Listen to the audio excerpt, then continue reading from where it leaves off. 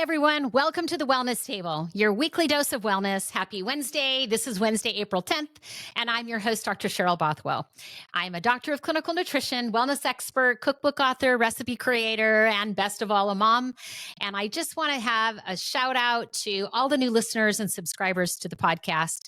Your support means the world to me. And if you haven't already subscribed, make sure to do so at your preferred platform, whether it's YouTube, at the Dr. Cheryl Wellness channel, on Apple Podcasts, Spotify, anywhere that you like to listen to your podcast. But I want to make sure that you know that you can listen or watch this show however you like to get your podcast best. And I also wanted to just shout out that your ratings and reviews are incredibly valuable to help the show grow.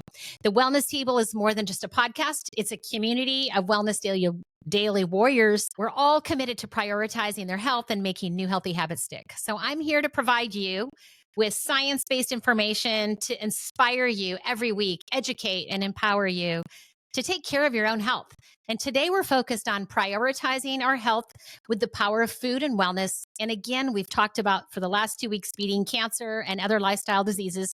And today we're going to continue that conversation. So pull up a chair and let's get ready to transform our lives one delicious bite and one healthy habit at a time. So welcome to wellness. One of the things I like to start each show out with is what's new in the news. And I just thought it was very interesting on Monday, the big talk about the solar eclipse. And the highlights of it were chasing the light. And I thought that was so interesting because I'm thinking about in the wellness score, we look at sunshine and we look at sun to synchronize in the importance of light and early morning light, 20, 30 minutes every single morning, and how that can help us with better sleep at night and the importance of it. So it's very interesting when we change daylight savings, when we change the time, when the days get shorter, the impact on our mental health, on our mood, and on our health. And so I thought it was interesting. They were talking about eclipse sickness, and people were reporting eclipse sickness like insomnia, headaches, and changes to women's periods this month. The impact on the pets and just the synchronizing of light on our entire planet and how it impacts animals, plants, and humans. So I just thought that was really interesting as we talked about the eclipse this week to just highlight the importance of getting sunshine every single day. Another thing I like to do before every show so we can just see what's hot and what's trending is what's the top trending questions that are landing in Google. And I thought it was interesting because how to lower cholesterol was one of the top trended searches for this week and for the entire year. And the other topic was how to lower blood pressure. And another was what causes low blood pressure. So these are topics that I'm always looking at, that the power of food to lower cholesterol. And I'll give you a hint here. It's about raising soluble fiber at every single meal. You can lower cholesterol naturally. But that's a future podcast. So I just wanted to highlight it because I thought, how can we lower blood pressure naturally? These are the things that we do at the Wellness Table. We answer these kinds of questions. Some of the others were what helps with bloating? Why do I feel nauseous? And another was diets and looking at the ketogenic diet, and also boosting our immune system in the fight against the flu. So some of these topics I want you to know will be future topics in the Wellness Table. And I'm looking at the ketogenic diet possibly next week's podcast as we look at how does that impact our health and how can we do that diet? What are the benefits of it? What are the risks of it? And what I think about the ketogenic diet. So that's coming up.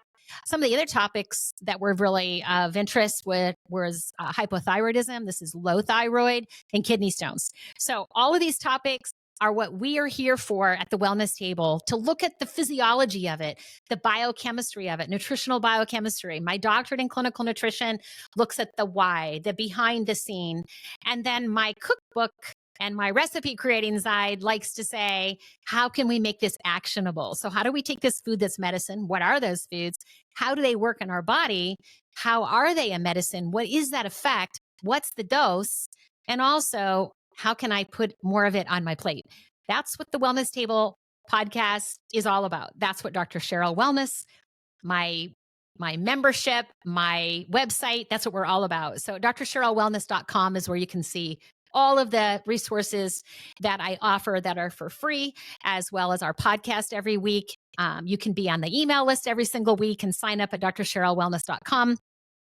And you can grab our free wellness score, and you'll see me talk about it every single podcast, because the summary of all of this is, how can we score up our wellness? How can we eat healthy? How do we know what foods they are? How do we identify those foods?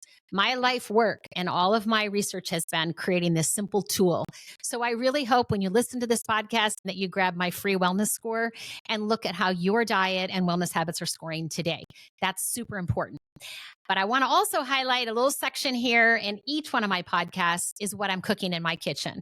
So this weekend, having a recharge weekend with my husband was very much about me applying these insights. So last week, talking about nourishing hope, cancer beating foods the week before in that podcast, my key was, how can I get as many cancer fighting, disease beating foods on every single plate? And corn chowder is a favorite soup of my husband's. And so I took on my corn chowder recipe and I thought, I'm going to kick it up another notch. And so I started adding turmeric to it and lots of other delicious cancer fighting foods that are on the list that we'll talk about a little bit later in today's episode. I've got my full list here to cover with you, but I wanted you to know that I made this corn chowder. But what was interesting is that I typically, as I have my spoon holder, it's a stainless steel spoon holder. I'm seeing the difficulty on a stainless steel spoon holder of getting the bright yellowish orange color off of that spoon holder after I had made the soup. And as that sat there for a few hours, and I thought, wow, look at the power of these colorful antioxidants that they're hard to even scrub off with dish soap. It's pretty powerful. And then I thought it was crazy because both my husband and myself both had white shirts on when we ate this soup. And both of us had like a spot of the soup on our shirt. I don't know how that all happened. I think it's because we ate in a different location than the table that we normally eat at. And I found it that I had to wash those clothes twice, those shirts, because I could not get that stain out. And I'm thinking, wow, we need to be eating foods that actually need to have some bleach to take the stain out, because then we know we're getting these colorful antioxidants. And I'm thinking that might be a good sign of it. But I just thought that was really interesting that as I boosted the antioxidants, I found a more stain power to the soup. But just highlighting that when we're trying to add more cancer fighting foods to every single plate, every single meal, and you have a lot of picky eaters in your house, soups and smoothies are a great place to start. With the soup, I can hide so many things in there that nobody would know. And I blend up, like the corn chowder, I'll blend the soup. If there's someone that doesn't like chunks, I mean, everybody has different consistencies and textures and preferences. But how can we bring in more of these foods that are really powerful healing foods? And it doesn't mean we have to be crunching on salads every single meal. And there's people that just say, I have chewed until I have no more chewing power. And when I've had my 30 meals that I serve in my 10-day Take 10 program, I found people seem to run out of steam when it came to chewing. And a lot of people really have an aversion for texture that I learned. I didn't understand it because I'm a vegetable lover and I didn't relate to it. But when you start serving people and you have thousands of people come through your program and you do taste testing all across the country and book signings and all the things that I've done in my 20 plus years career, I have found and seen the taste buds can sometimes limit getting these healthy foods. It's the palate that can be a picky palate can be a part of the problem of eating more healthy foods, excuse me, that are proven to fight cancer. One of the breakfasts I did this weekend was I did this big fruit bowl where I try to put all the components, how many points from the wellness score of the healthy eating side of the score can I get into this yogurt fruit bowl. And I flavored it with cinnamon and vanilla extract and just trying to make it have some really great flavor because it was a plain Greek yogurt. And then I added to it all the fruits and vegetables, apples, bananas. But what I also tried to do, and all the berries, is to add the flax, the ground flax seed, and the nuts, so that I've got my plant-based protein in the nuts, and I've got my healthy plant fat in the flaxseed, which we found was lignans that were super powerful in fighting cancer. The apples with the skin. All of these things were on the plate. And what I found was the flaxseed crossed the line for my husband. I put it on the side because he doesn't like a lot of the texture. And that was the one thing that I couldn't get past his palate, but I can get the flaxseed in his smoothie. So these are the things we look at that some people like these things and some people don't. And for me, I can put the flaxseed right underneath my yogurt and I just don't even think about the texture of it. But this is about how do we make it actionable? How can we get that flaxseed in us every day? And then we're getting the soluble fiber. And we're talking about everybody's looking for how can we lower cholesterol? Well, flaxseed's going to be fighting cancer and it's going to be lowering cholesterol all in one simple 1 to 2 tablespoons of ground flaxseed every day. So I'm trying to figure out every place I can get it because flaxseed has 800 times the lignans of any of the other foods. So it's the winner when it comes to that. And it's also loaded with soluble fiber. And so these omega-3 fatty acids, it's going to decrease inflammation and just really help us turn on our body's natural defense at all angles. So I also want to just talk a little bit about the last 2 podcasts were about eating to beat cancer, nourishing hope. Those are the last 2. And remember, we talked about how to eat to starve cancer. So how can we turn our body's natural health defense on for prevention? Because we've got 10,000 hits to our DNA from the daily environment of our environment, diet, lifestyle habits that we come in contact with every day on top of our genetics. And then our body's natural health defense can be turned on to be stimulated to be the most efficient at repairing DNA damage and removing the free radicals in our body every single day to help us prevent cancer at its very best, right at the DNA level. It can help us repair DNA damage. So this is where our food and our lifestyle habits play a really big role on the preventive side. But we also know it takes 8 to 10 years to manifest a tumor. So before you even know it exists from a cancer screen, that we can see that we need to be preventing cancer on every single plate because we have no idea. Our tumors are microscopic and they will not show up on any early screening test. So it's super important for us to put a cancer fighting food on every single plate, put disease protecting food on every single plate. And then last week, I talked about angiogenesis. And this is why cancer is so dangerous because cancer tumors have to have a blood vessel source to be able to grow. So if they don't have that source, these tumors will sit dormant in your body and your natural health defense could even clear these microscopic tumors. But if they get a blood supply, this is where they can grow exponentially. Last week, we talked about a 16,000 time increase in tumor size in just 2 weeks. So, and I talked a little bit about my daughter at 17 that I lost to cancer and how her tumors were growing so exponentially within weeks from golf ball size to football size in 2 to 3 weeks. I saw this in action. And this was blood vessels that were feeding these tumors. So part of what we can look at is we've got to look at starving cancer and not letting these tumors grow. And again, we can see foods that can prune or prevent excessive blood vessels from feeding and growing a tumor. So that's super exciting news. And that's what we talked about last week's podcast in Nourishing Hope. And so I hope you listen to that podcast because it's a great one with a lot of detail about angiogenesis. It really gets into the nutritional biochemistry of it, of the foods and which foods are powerful. And I think you're really going to like it. So we also, this was in the week before an Eat to Beat Cancer podcast, but I talked about how we also have foods that we have seen that can kill cancer stem cells. Now that's really exciting research. And as we look at some of these foods, we're looking now at how we can prevent the reoccurrence of cancer. So that's all really, really powerful. And those 2 podcasts hit those in depth. So I will not highlight all of those details today, but I do want you to reference those the last 2 podcasts that are on these topics and take a deeper dive into them. And today it was like, I really want to focus on the actionable side of it. The foods, how do we eat them? How do we get them in our soup? How do I add it to my corn chowder? How do I make a breakfast that's loaded with these cancer fighting foods? And I really want to highlight how we do that. And I also, for today, or this week, I created an Instagram post at my Instagram at Dr. Cheryl Wellness. I hope that you're following me on the socials where we have daily wellness posts to just keep you motivated and informed.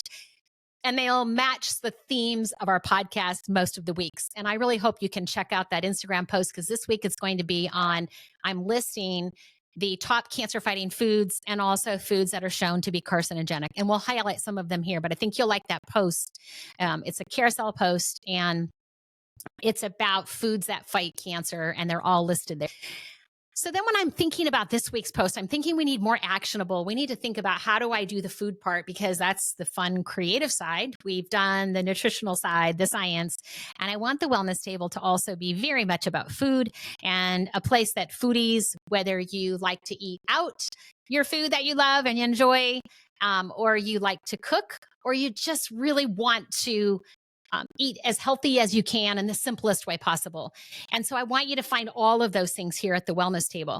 So I'm looking at the Daily Mail again to see, okay, before every week, I want to know what's the front page so that I'm keeping you current and I'm staying on the cutting edge of what's out there and what people are concerned about and what people are reading about. And again, we're still talking about cancer. This is the third week in the row. And this Kate Middleton story has really highlighted the problems and the challenges and the risks and the prevalence of cancer. And so today I wanted to show some of the highlights of how they're warning the country to be awakened by the risks and concerns for cancer. And they're looking for solutions for early risk screening. And I'm a super 100% big believer in early on, do every cancer risk screening that is available to you. I've done all of them, even the liquid, the blood testing of our genetics. I've done all of these tests. I stay current with my mammograms. All of these things are very, very important. But I want to highlight that this is risk screening and this is not prevention. And so I want to focus my podcast actually talking about prevention. And that means we don't even know cancers. We're 8 to 10 years prior. We don't even know that's a risk factor for us. It's never going to show up in a microscopic tumor. Last week's podcast, we talked about autopsies and that 40% of women over the 40 in the 40s and 50s that die not from cancer had breast tumors already developed, and they didn't die from them. And so we talked about dying with your tumors and not from your tumors. So this is prevention at its best. And I want us to really focus on the preventive side.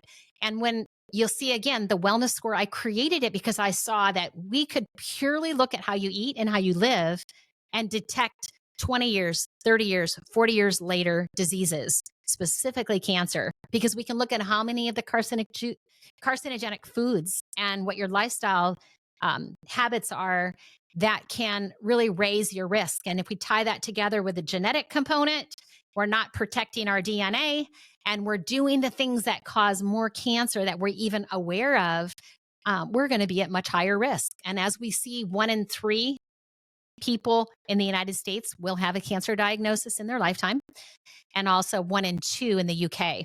So this is all really astounding data that it means we've got to do something.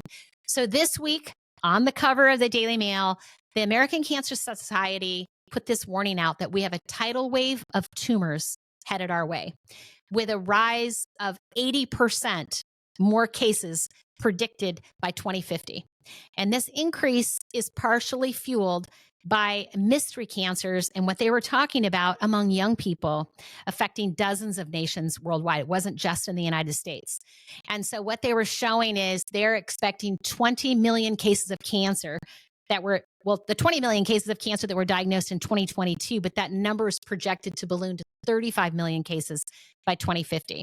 So these are the predictions of our future cancer risks for 2050. So we're not getting better at fighting cancer. This looks like we're having more trouble fighting cancer.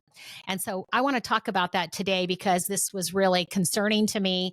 And I thought we're going to talk about the food, but we better talk about what's concerning the American Cancer Society. And the highlight from Dr. Karen Knudsen, who's the CEO of the American Cancer Society, is understanding the global cancer burden is critical in ensuring everyone has an opportunity. She starts out with prevent, detect, treat, and survive cancer. And I feel like we're doing a really good job on early detection if people have access to healthcare. Now, when it comes to third world countries, areas of poverty, these can be areas of concern. But people that have access to healthcare, most people are in the early detection. They're getting that. And then there's treatment. We see world-class treatment of surgical remover, chemotherapy, radiation, and we're seeing medications that are targeted at blocking angiogenesis, the problem with cancer, and a high survival of cancer. But the prevention side here is where this is what the wellness table is about. This is my life work. And this is food as medicine and lifestyle medicine. And this is really where it's at. So I'm excited about that, to see that that's an area of need. That's where the gap is. And what I'm showing you and what you're hearing in these 3 weeks focused on cancer is that food and lifestyle habits can prevent up to 50% of these cases of cancer. It can also help treat cancer by starving tumors, by repairing DNA, by killing stem cells. So, food as medicine, lifestyle medicine can hit on all the fronts, from prevention to treatment to even preventing a reoccurrence. And so that's really exciting. What they were talking about today that I was reading about it was that lung cancer's the most frequently diagnosed cancer in 2022. And it's responsible for almost 2.5 million new cases. 1 in 8 cancers worldwide will be a lung cancer. And that's followed by female breast cancer, colorectal cancer, which is almost 10%, prostate cancer is 7.3, and stomach cancer followed by almost 5%. And the colorectal cancer has been hitting the headlines in the last year because it's been exploding in younger people and people under the age of 50.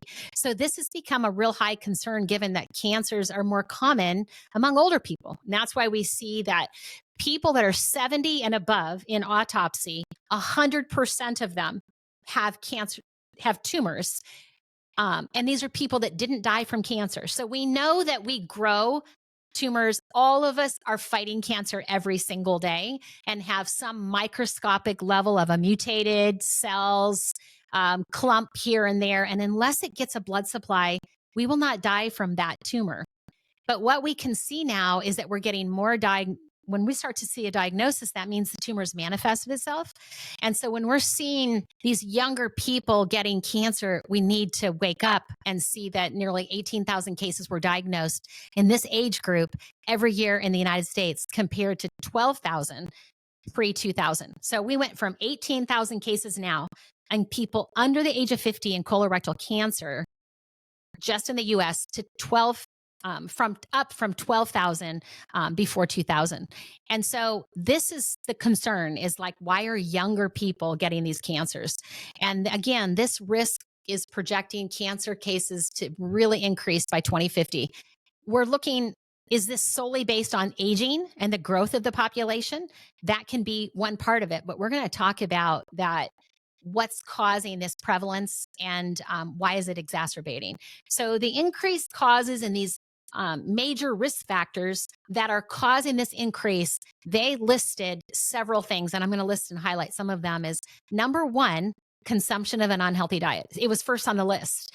And you were thinking the first on the list would be an aging population, but unhealthy diet topped the list for things that are causing cancer, and that we're doing not a very good job as a population of eating a healthy diet.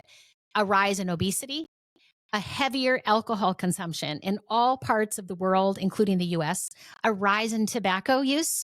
And this is all across the world globally and in the US as well. Physical inactivity. And then, of course, because we're doing better cancer screening, we have better tools for picking up these microscopic tumors like mammograms, that we are also getting a higher diagnostic rate. So again, this can drive the rates up because more cases are being identified. So those are the things that should not concern us. Just be great that we are diagnosing and catching these tumors earlier, and that's a good thing. So that one makes sense. More aging population, that makes sense as well. So we're living longer. And again, the older we live, then some of these tumors can more likely become a problem for us. So there's more likelihood to have a cancer actual diagnosis. And then some of the evidence is that the rise in colorectal cancer could be linked to a fungal pathogen. That was highlighted in there. But ultimately, this mystery rise in cancer among young people was really interesting. It was people that were born after 1965 or age 59 or younger that may be biologically older than their chronological age. So these are the cells are the hub of every body function. We're going to talk so much about fueling the cell, hydrating the cell, nourishment to the cell, nutrients to the cell. This is how we have energy. This is how we live the healthiest years of our life. And this is where we talk about angiogenesis, supplying fuel, supplying the blood vessels that fuel these cells and provide all of this. And so the cells being the hub of every body function, as they age, their ability to repair and multiply become impaired, leading to all kinds of health problems. But why are younger people biologically aging earlier? And what we know is that our lifestyle can biologically age us quicker, or it can also, and what we eat can also biologically add more healthy years to our life. And even if we don't start eating healthy until we're 50 years old, we see that people can add up to 10 more healthy years to their life by making lifestyle changes, even if they didn't start until they were 50. So this is a lot of hope for us. But as we're looking at what's the problem, I think it's super important for us to look at the problem right now is that younger people are biologically aging quicker than people that were born before 1965, that are older than 59 years of age. So this is really important. And this is really Kate Middleton's, the princess at only 42 years of age. Her personal story has raised the awareness. And I think that's also really wonderful. And as we look at the UK having 1 in 2 of all adults will have a diagnosis of cancer, it's even more concerning where she comes from. So what we're seeing here is that lung cancer, gastrointestinal, and uterine cancers have really accelerated up by a 17% higher risk. And these are the solid tumors these are the risks that we're starting to see more and more of. And this faster aging may be due to, again, they're saying a more stressful lifestyle, poor mental health, obesity, sedentary lifestyle, and a lot of junk food consumption is how they worded it, eating a lot of unhealthy food.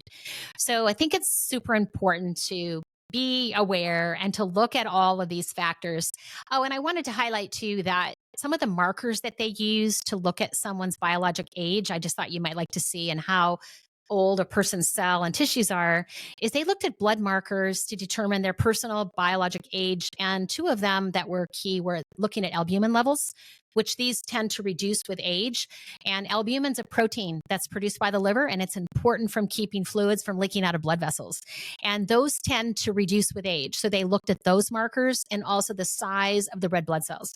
And the average size of a red blood cell will increase with age. So the albumin levels will reduce with age, and red blood vessels will increase with age. So these are some of the markers that they looked at with younger population and finding them biologically aging sooner or earlier than people born before 1965, which is very concerning.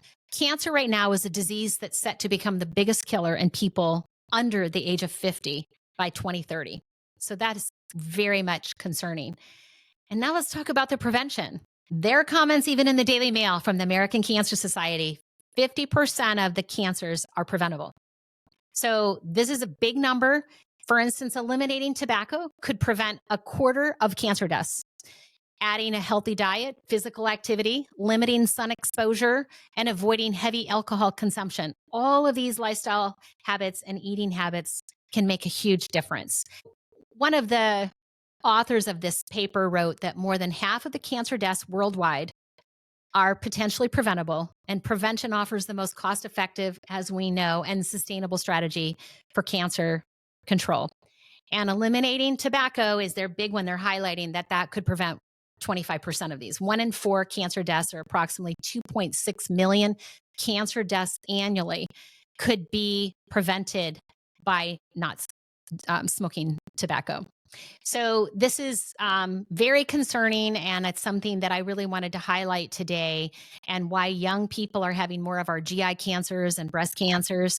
And I wanted to talk about that a little bit because these are things that we need to be very aware of. And I'm very grateful that Kate Middleton's story highlighted it. And again, 3 podcasts here at the Wellness Table to really talk about it in depth. And I hope today you'll get some great insight, even more on the prevention side.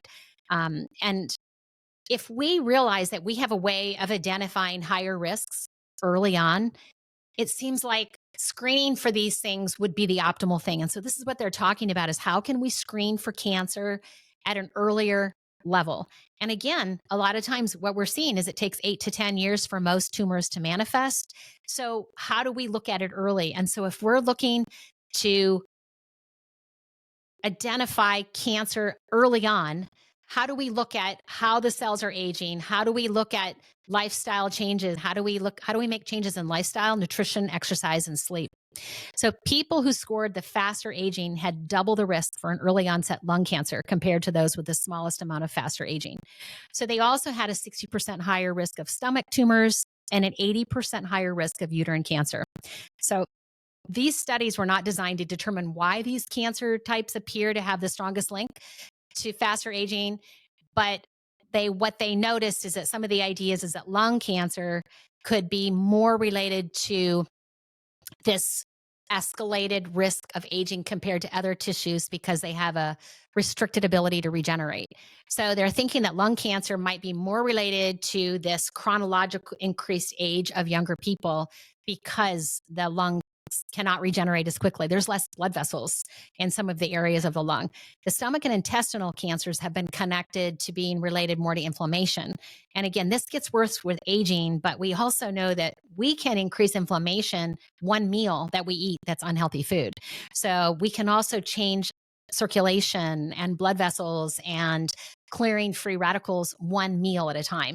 So it's super important for us to look at how can we look at what diet and lifestyle factors like not smoking or vaping that we know damage cells and therefore biologically age us, and their impact on blood vessels and blood pressure are going to biologically age us.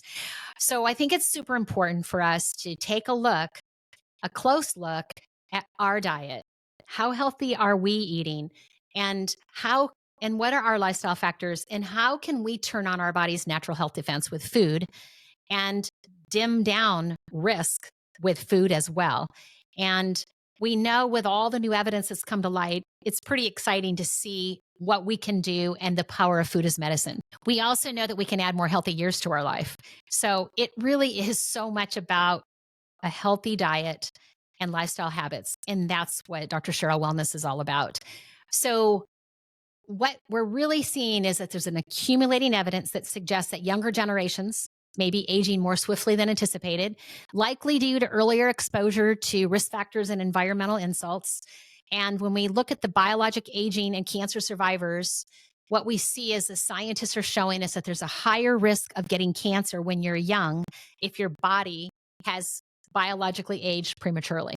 So that's just going to increase our risk of cancer. And specifically, they pointed out lung cancer and the GI cancers. Why we're seeing more GI, uterine, breast cancers in younger people is so much related to identifying who's at risk and how can we screen earlier. And I'm all about identifying people at higher risk because their cells are aging more quickly.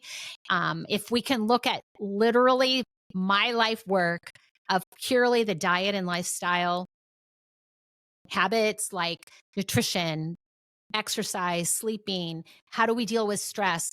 As we look at our entire lifestyle, we can see that the most important thing for us to do is to prevent cancer, is to score up our wellness. And that's what the free wellness score is all about. But how we eat and how we live has a powerful impact.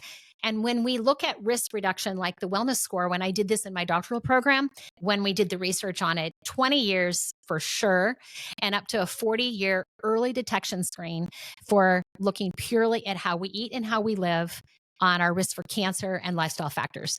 So this is the missing link. And it's why I look at it, why aren't we assessing how we eat and how we live at every single medical visit? And that's why I created the wellness score. I wanted to incorporate it into every single medical visit as part of the assessment. It's like, here's my blood pressure, here's my body weight, here's all the factors that we look at. Here's my mammogram results. Here's my colonoscopy. I have all of these results. But if we don't know what our wellness score, it's a 20-point score. Higher scores are correlated to the lowest risk.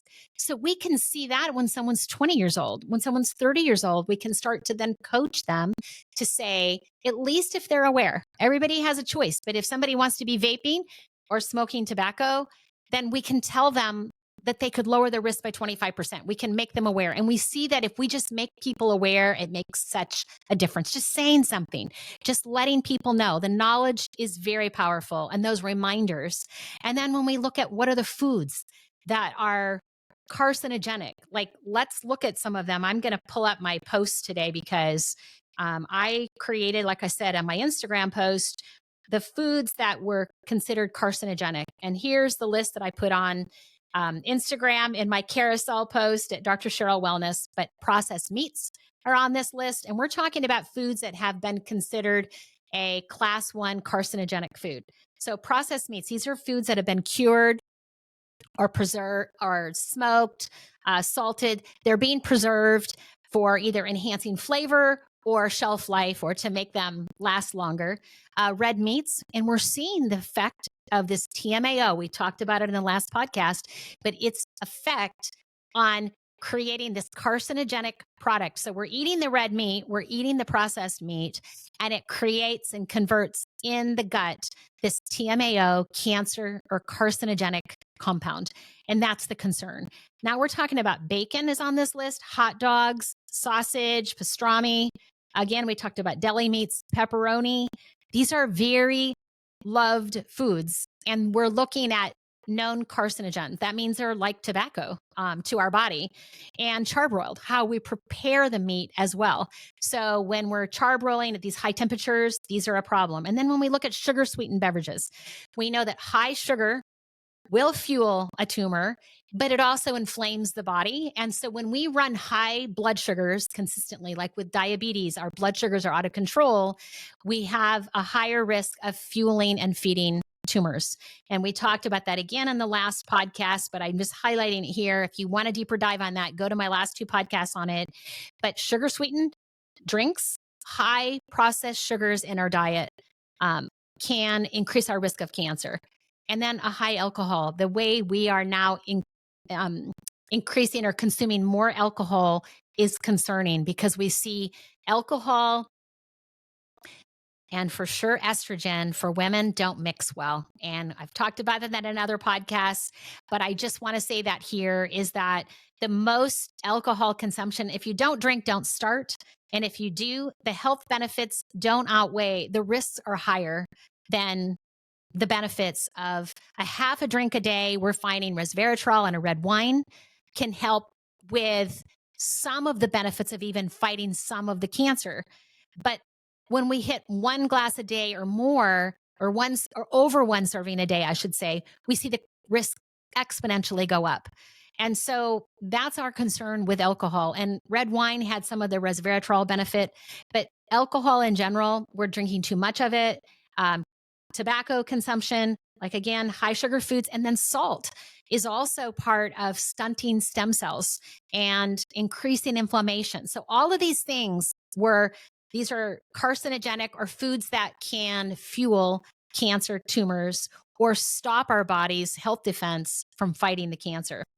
And I have to add to this list is Roundup or the glycosiphates, because these are herbicides that can be found on foods and produce, and some of the cancer fighting foods can be covered in this Roundup. And so I'm very concerned about its effect and how much of that is allowed in our foods. And again, another topic, but that's the environment and some of the things that we need to be concerned about. And it's one of the reasons I do more organic produce, but that can be very expensive as well. So these are some of the things that concern us. And I want to then highlight some of the powerful foods that fight cancer. The whole list, it's big. We talked about it each week and I'm going to continue, but apples with the skin. So when I did that yogurt breakfast, I made sure that I had apples with the skin in my fruit salad.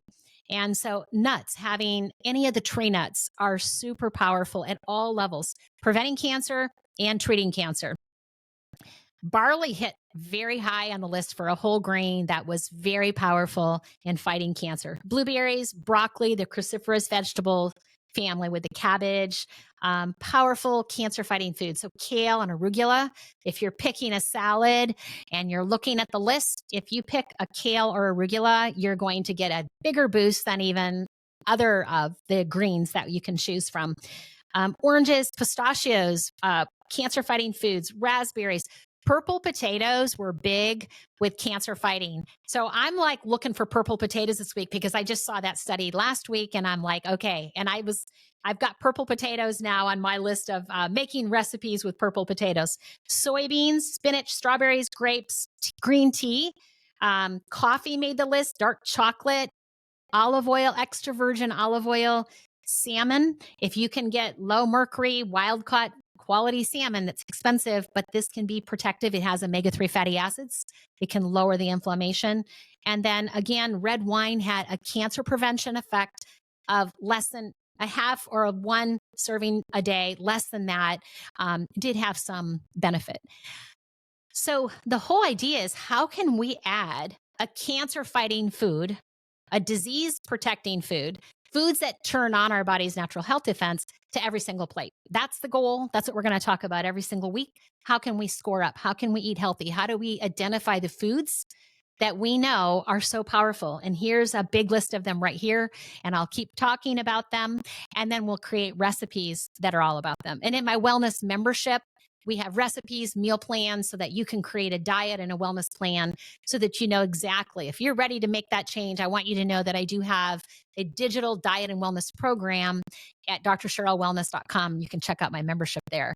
But my concerns are that I'm worried that right now we have focused a lot on diets to lose weight, to look good quick, to build the most muscle.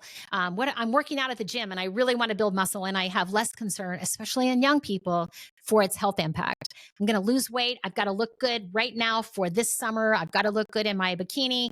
These are the concerns, and this is what we see all over social media. And my concern is that we're not looking at also the health impact. I'm not about, great, lose weight in a healthy way. But if that's your only goal and not concerned about doing it too fast, not learning, not making it a lifestyle, slow, steady, making lifestyle changes that last, then we can have a negative impact on our health from a weight loss, any kind of rapid, quick weight loss diet, and then go back to what we were normally doing. And we find that that cycle, only 98% of people stick to any type of diet longer than 2 years. They go right back to what they were doing. And what we find is the best way to stick to a diet is if someone has a pain point. So if somebody has a new heart attack, they're going to do anything that I say until they feel like they're doing better now. And the next thing you know, their comfort foods and their lifestyle habits can kind of creep right back into a lot of people. So the more we have a fear of a new scary diagnosis, I find the greatest interest. So I hope you're here to look at prevention. If you already have a diagnosis, I'm glad that you're here. You're in the right place because we're looking at both preventing and treating the scariest cancers and also beating disease. I also want to talk about, I see so much on social media of, we're using this continuous glucose monitor and look what an apple did. And look, we can look at an individual food and demonize it because we're looking at blood sugar balance with one individual food. That is not the real world. That's like looking at a petri dish for just one component of something and applying it to an entire population. You don't always get the best results. And we don't let drugs or pharmaceutical companies do that.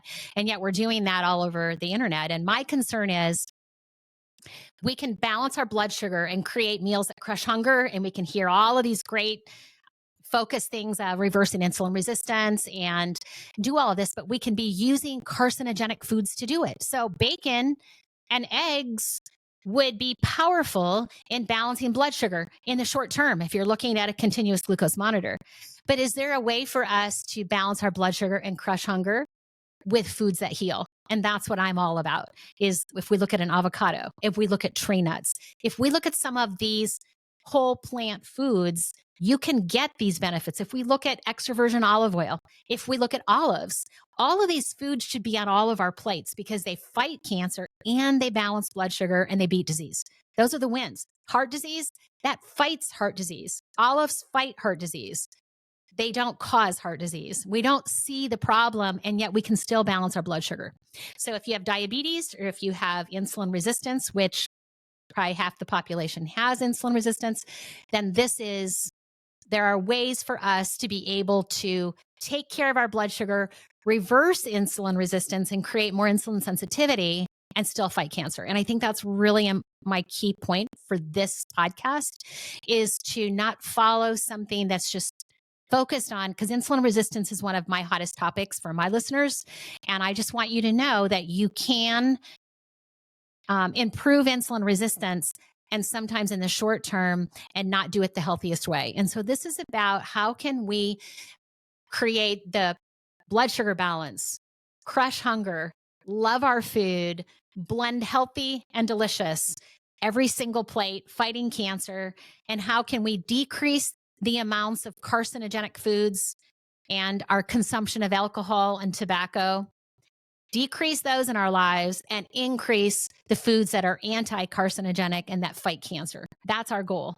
So I challenge you this week to fight cancer by adding at least one cancer-fighting food. I want almost all the foods on my plate to fight cancer and beat disease, and limit the carcinogenic ones from most of your plates. I don't want you to say, I never can have bacon, or I'm never going to have these foods that I love. They're my comfort foods. But let's don't build our meals on them. And let's don't think that they're helping us in any way have a healthier life or beat disease. These are foods that are there that we enjoy, and we can do less of them. I want to point out one thing too, is that we can see that 7 days with whole plant foods can change our gut microbiome. So that one carcinogenic food or meal with steak, processed meats, does not create this carcinogenic compound, one meal. So I'm always saying, if I loved bacon, or I loved these red meats, and I grew up as a vegetarian not eating these foods, so that's not something that is, it's not a comfort food for me. But if it was, once a week would be where I would bring it in. When we talk about Meatless Monday, I would have a meat Saturday or Friday night, and then the rest of the week go more with your whole plant foods. And on that meal with those foods, I would have lots of blueberries and lots of the cancer fighting foods to help you fight that one meal or two meals. So let's think about decreasing the carcinogenic foods and boosting the cancer fighting foods and the disease fighting foods. And this is about scoring up our healthy diet and our wellness points. So my closing thoughts here is, thanks for being part of the wellness community. Remember, you matter. I've saved a seat at the table for you to share your ideas, questions, and concerns. I'd love to hear your thoughts and stories, and especially if you have a loved one who's been diagnosed with an early onset or a new diagnosis or even late stage cancer. I'd love to hear from you, and I'd love to hear your story. And if you like the podcast, please subscribe to the Wellness Table and become a Wellness Daily as we continue to learn together, share the latest in nutrition, food, wellness, and lifestyle behaviors. And let's build a community of wellness dailies in 2024 that's focused on prevention and treatment using the best of the foods and the science that we know about food and lifestyle habits to stop disease and decrease the risk that we have, and stop this prevalence of cancer that's rising. And just remember that knowledge is the first step, and we're here to share that knowledge. And then taking action is the most important and crucial step. So prioritizing yourself and your health is essential. So let's start again. Remember, this week our goal is to add at least one cancer fighting food to every meal, and aim for an 18 plus on your wellness score. So this is how we can live our healthiest and most vibrant life. And how can we focus in listening to this Wellness Table podcast every week, getting my email each week so you don't miss any of the latest content. If you're ready, I'm here to guide you every step of the way in my wellness membership, so we can help you create a wellness routine that works for you, to your specific likes, and also help you make your new healthy habits stick. So for today, I just want to say, take care, refresh, renew every day. Add a cancer-fighting food to every plate, stress less, score up your wellness this week. And until next time, I'll see you at the Wellness Table.